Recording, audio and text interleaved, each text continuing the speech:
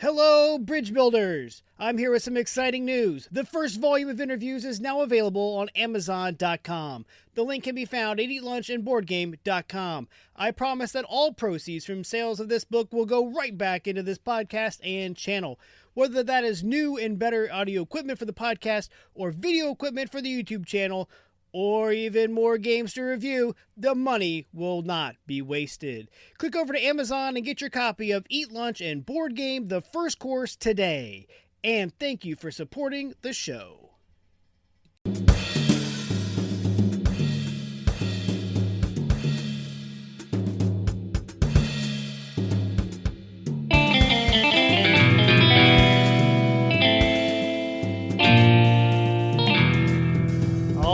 Welcome back to Eat Lunch and Board Game. I'm your host, Adam Collins. And with me today is the Director of Hit Point Sales, James Takenaka. James, how you doing? I'm doing good. Thanks for having me. Oh, I love having people from all facets of the industry. And you work for Hit Point Sales, which is a consolidator. Can you let everybody know what a consolidator is or what they do? Okay, sure. So a consolidator is basically a middleman between small publishers and distributors. So what I basically do is I work with a lot of small publishers and try to help them get into wholesale distribution. And I focus mainly on hobby market. So those mom and pop games, your friendly local game stores. That's where I'm trying to get your games to. And so the reason why we kind of exist is that it's just difficult to get an account with a lot of these distributors because there's so many games out there, so many publishers. It's just a lot of overhead for each distributor to open up an account for like one game that you might have. So they are kind of looking to work more with publishers who have like a catalog of games, just because it's tracking that client, that vendor, setting them up, ordering from them, checking in with them. It takes time. And so what I can do as a consolidator is if you have one game and you sign up with Hit Point Sales, I have accounts with all these distributors. And through that account, the distributor can order from 50 different small publishers, 100, whatever number I have at the time. And I could have maybe 250 games active in my catalog. And that distributor could order one copy of your game if they wanted to. Normally, a publisher could never afford to ship one game, profitably to a distributor. And usually that's the cases. And it's a tough thing for a distributor. If your game's not that popular in a certain area and they have an order for 2 units, they can't really order a case of 6. Like they're taking a risk then because they need to sell 5 of the 6 to make a profit or break even. And so that's you can see the problem there and the shipping costs and everything involved.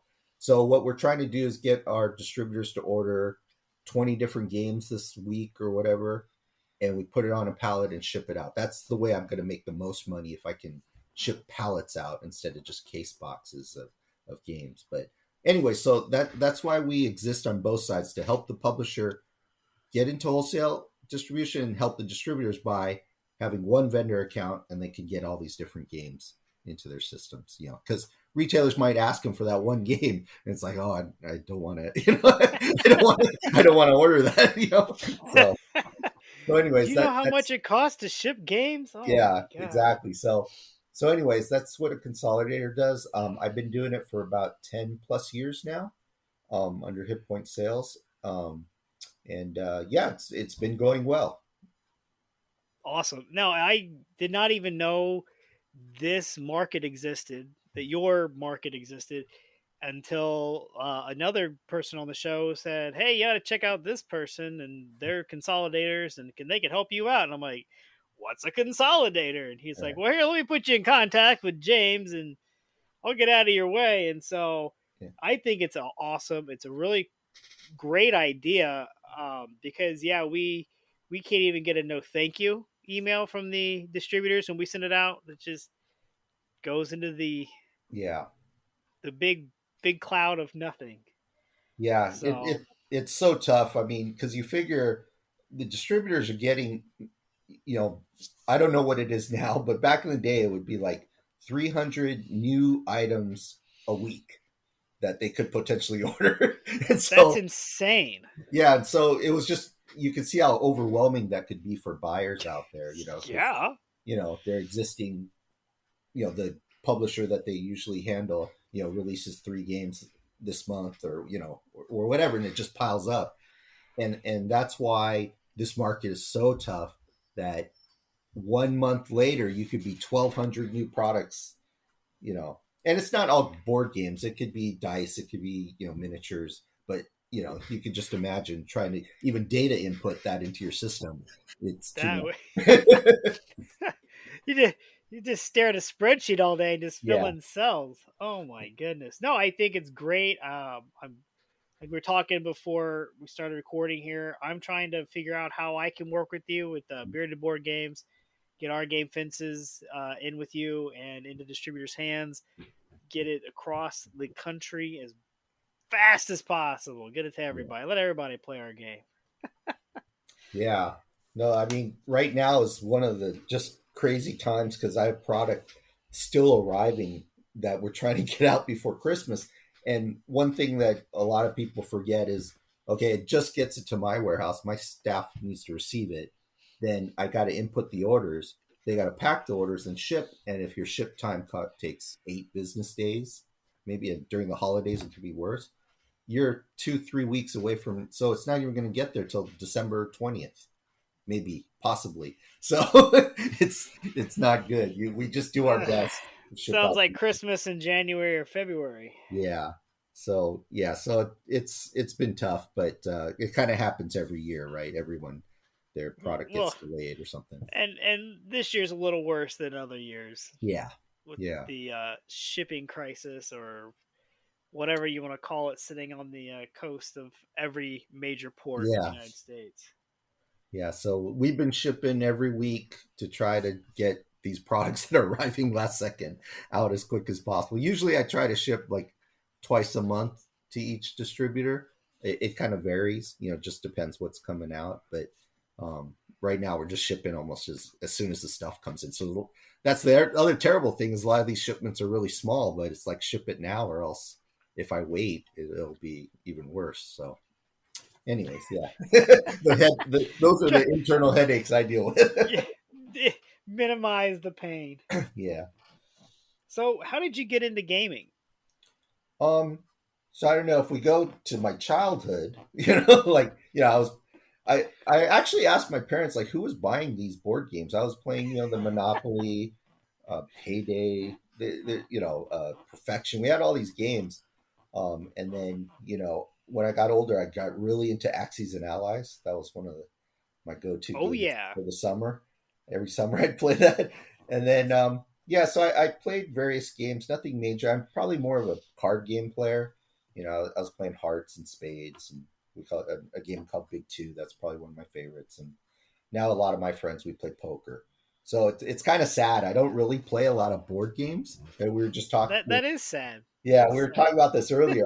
I did a lot of demos of board games, and I did play testing of you know game testing, but I don't really go and play board games. And um, I don't know if it matters if this is interesting or not, but I used to demo Alien Frontiers for Games Loot. That's where Hit Point sales first started, and I knew how to give a demo. And then I played one day with a guy who really knows how to play, and he just destroyed me. And I go, "Oh, so that's how this game really plays." I didn't know the intricacies. I just knew how to teach people how to get started.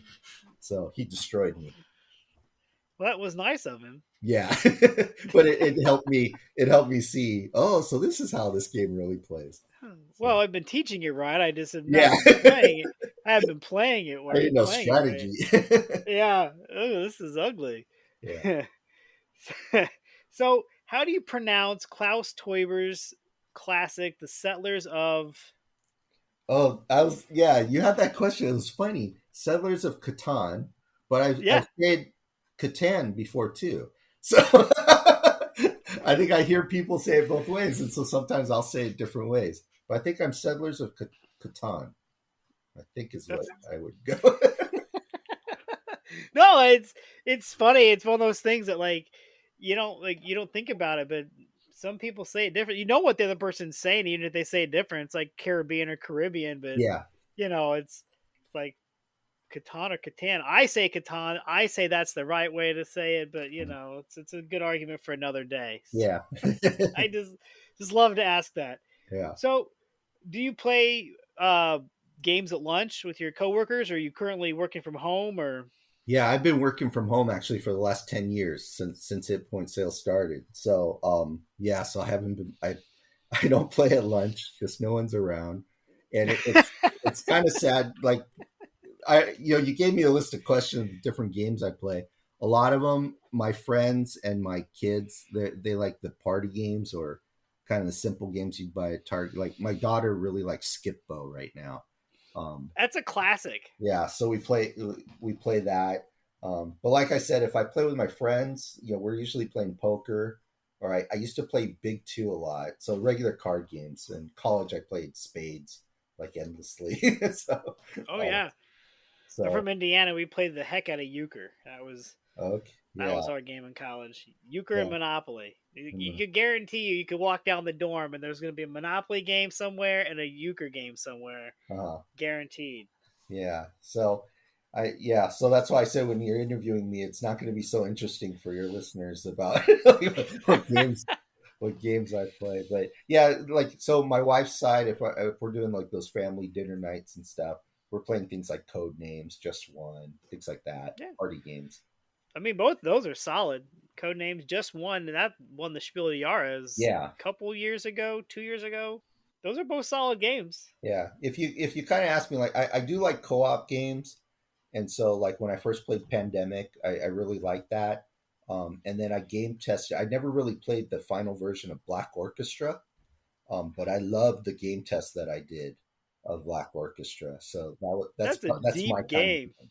Yeah, that's my kind of game. Um, I love co-op games. I remember when I played Castle Panic was like the first yeah, co-op game that I played, and it blew my mind working together with everybody at the table to play the table, play yeah, the game. And I just remember playing that and just being like, "Whoa!"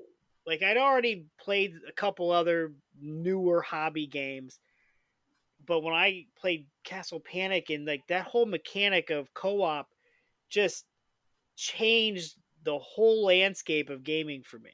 yeah, And Pandemic's another one. I'm getting better at Pandemic. It used to be pretty much by about turn 3, you knew whether I was going to either win or lose by about turn 3. uh-huh. Usually it was lose. But I'm getting better. I'm getting better Yeah, at it. I'm getting better at it. But yeah, yeah, I mean, co-op games are great, and it's one of my favorite ways to get people into gaming. hmm, They don't want to be competitive, and yeah, they don't like to, that somebody has to lose. And I'm like, well, how about a game where we all lose together? right. Or perhaps we could win. Who knows? And code I names is always fun with the teams and Yeah, everybody. and then I guess back in the day, I used to work for Bandai America, and we were starting to do deck building games. And so, yeah, I like deck building games too. I know some people don't like them, but I do kind of like them. Star Realms is one of my favorite games. I had to buy a bigger box to hold all the expansions to it because I just keep buying all of it. Uh huh. I'm too cheap to buy the actual licensed Star Realms box. No, mine's just a big white box, but all of Star Realms. Yeah. But you mentioned Axis and Allies. That's another one of my childhood favorites. Yeah. Oh my goodness. My neighbor had that. We'd play it for hours. Yeah. I remember some summers I was playing 4 days a week. We would play Axes and Allies. There was just nothing to do. Oh man, we would be out mowing yards and everything all day long, and then we'd swim all evening. And then when it was, we were too tired to be doing anything else, we'd go inside and play Axis and Allies till the wee Yeah. hours of the morning. Yeah. Then wake up and do it all over again. Yeah. And this was, pre-internet, so I had no idea if my strategies were good or not. Like, there's nobody Hey, to if you're ask. winning, it doesn't Yeah. matter. Because back then you don't even know if you're playing right. But I did find out later, like when the internet came around, I did look it up one time and I go, oh, that was a strategy that people use. So Yeah, nowadays you can go on Reddit and just type in yeah, strategy for X game, and they'll tell you all the shortcuts and the secrets. And yeah, like, come on, that's cheating. Just figure it out. Yeah, right. because that's how when I got into Catan, like I just had played it for years, and then when I started getting my coworkers into gaming, and one guy went back and he went home and like Googled strategies and how to win Catan. I'm like, I never even thought about Googling like the strategy of Catan. Like, I Yeah. just go after 10 points and switch if I have to. He was also, by the way, the first person to chalk up 50 losses, so you can see how that Google worked out for him. Yeah. So, do you dabble in Kickstarter too much, or Not really. I mean, I have so many game samples like in my garage or whatever. So I work with a lot of Kickstarter creators, obviously, and so I do get their game samples. But yeah, I don't know if that's a sin. I don't really back it or anything. I do look into a lot of people's Kickstarters and stuff. But yeah, I don't I really would say back it's them. only a sin that you don't back it if you have a big following and you're not backing it, even for like that $1. So all your followers get an email that you backed it. Oh, huh. Yeah, yeah, That's the big networking thing on Kickstarter is you gotta get that email out. As yeah. many influencers, if you will, to back your game. Like I said, even for $1, that email goes out to everybody. So Yeah. So I don't know if you talk to other people in the industry, but it's like once you start working, it's like you don't really play games. It's like it's just the endless cycle of orders coming in and shipping out and new products to solicit and gosh, I hope not. I love the industry and I love doing what I do, which is play games all the time. I don't know. My kid might kick me out of the house if I stop playing games with him. yeah, Well, I don't know why we have Dad around anymore. We don't play yeah. any games. Time to hit the road, Dad. Yeah, we were just playing before this call. We were playing Zombie Dice, Okay, yeah, yeah.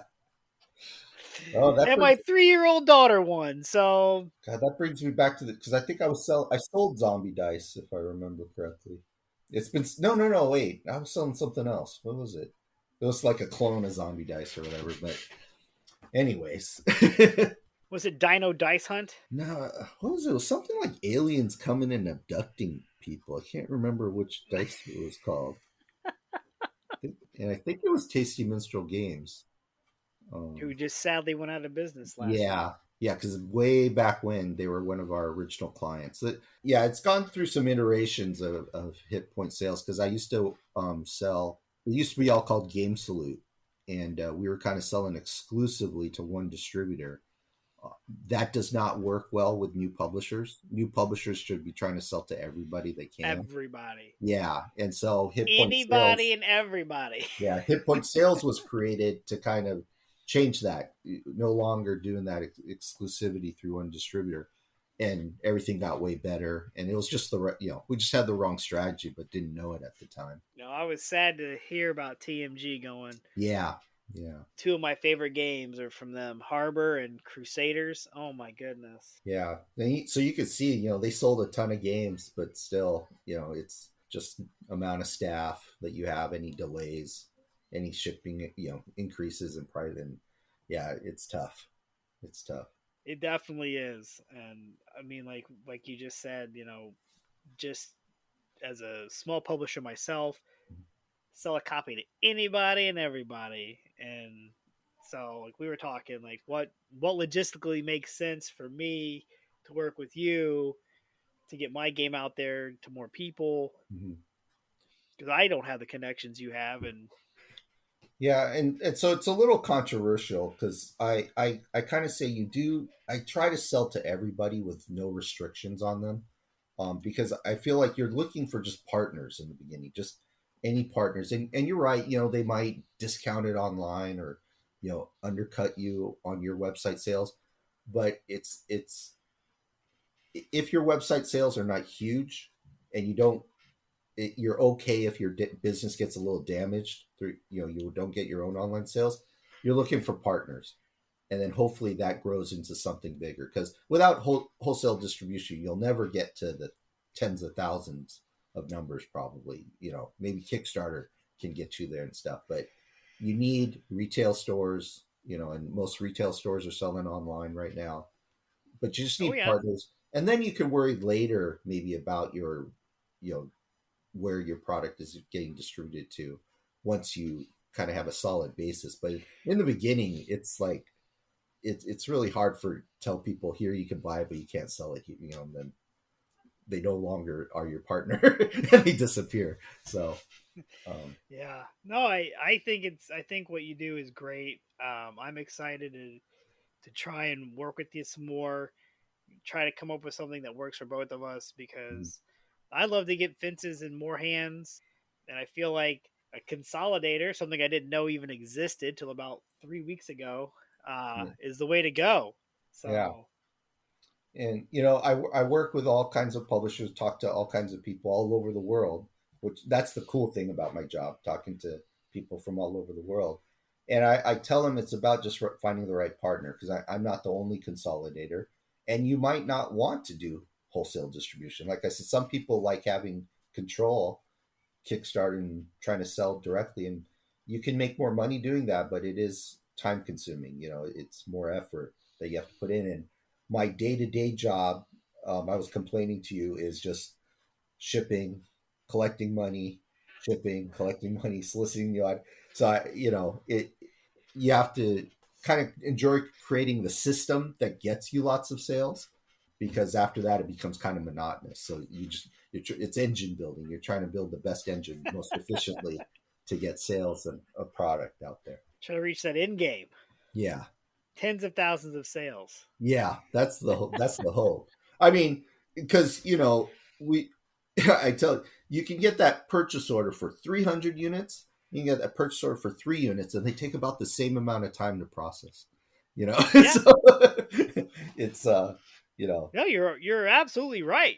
I yeah, mean, yeah, it doesn't take any longer to type a couple zeros. You yeah. know, And yeah, and it's funny. One time, my boss was complaining, and I'm like, "Well, it's a good thing that this customer owes us $30,000." Now, man, we sold a lot, but you're yeah. right. I'm out 30,000 until they pay me. And then I got to pay my publisher, whatever 20 something thousand of that, and so I'm like, you're right. It's that's stressful, but it's a good thing that the numbers get bigger and bigger with each customer. So. So any hidden or guilty pleasure hidden gem game that you think more people need to know about? Um, Yeah, I don't know. Like, I don't think Black Orchestra ever hit like huge numbers. I loved that game.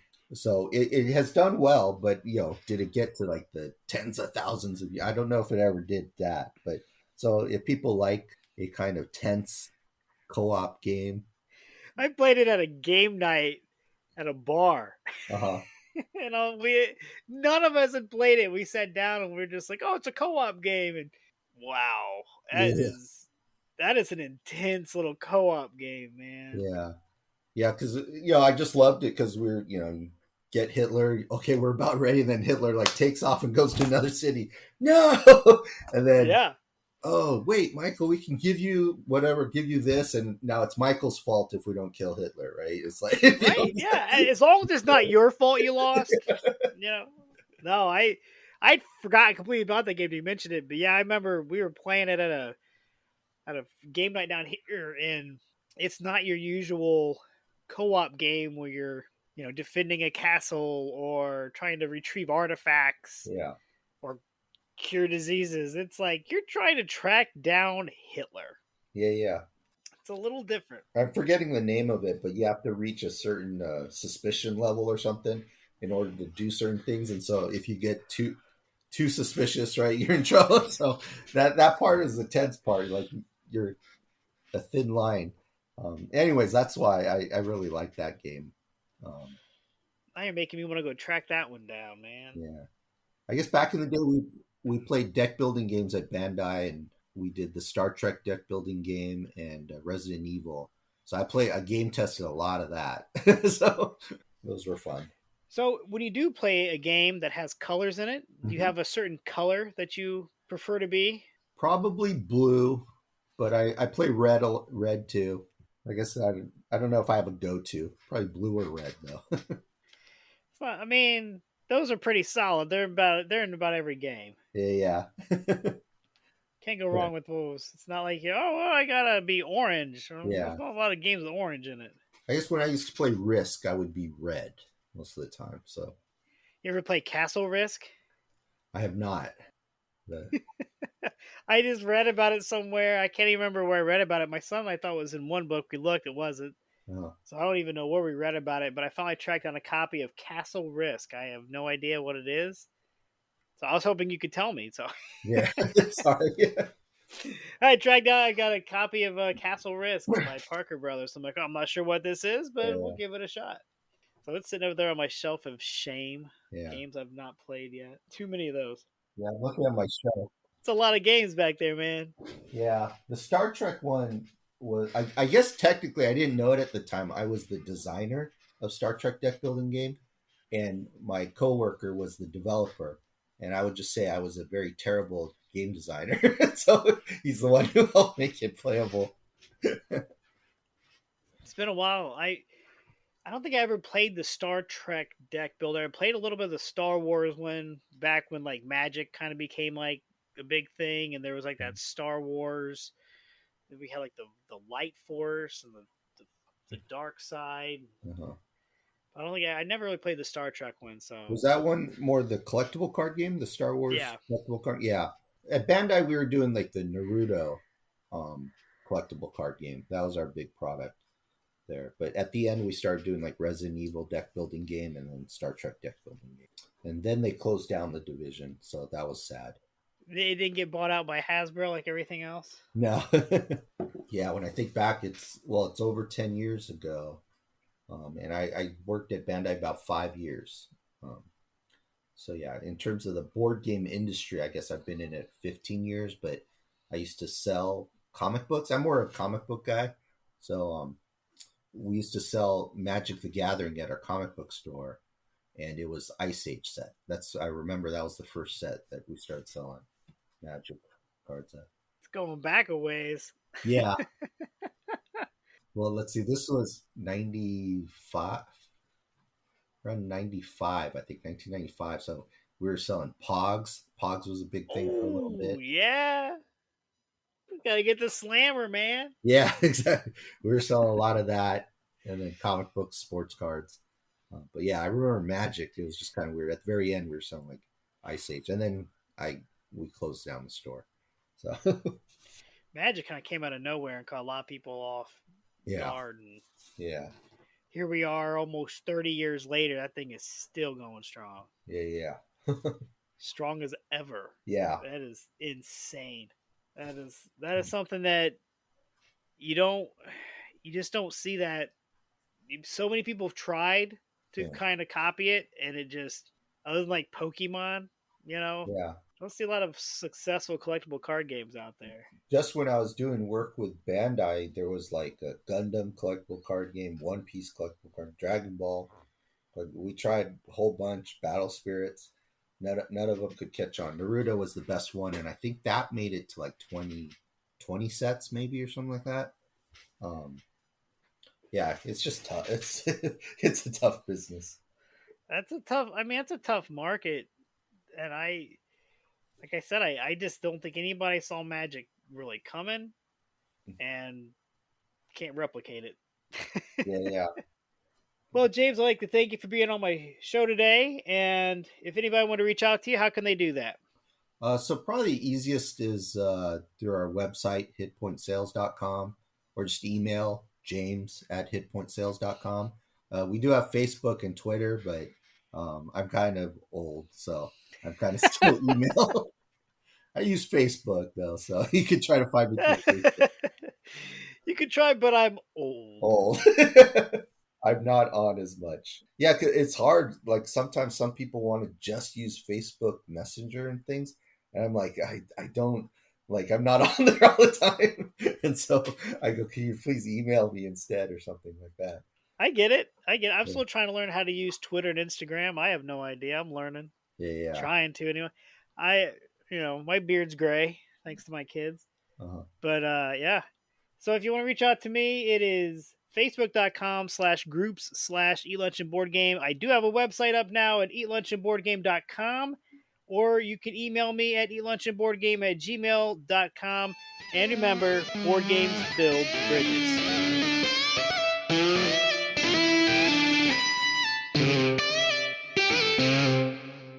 Stay in tune with all things sports around Indiana and the nation with the Crash Course Podcast.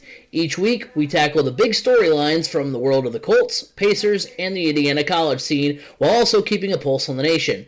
We record live weekly at twitch.tv/3cmedia and can be found on YouTube, Apple Podcasts, Google Podcasts, Spotify, wherever podcasts can be heard, you can catch the Crash Course Podcast. When you're gaming, why not be comfy? Go over to supportplayer.org. Click on the cards, pieces, and dice to get some merch. These t-shirts are some of the most comfortable I have ever worn. That's supportplayer.org, and there's a link on eatlunchandboardgame.com.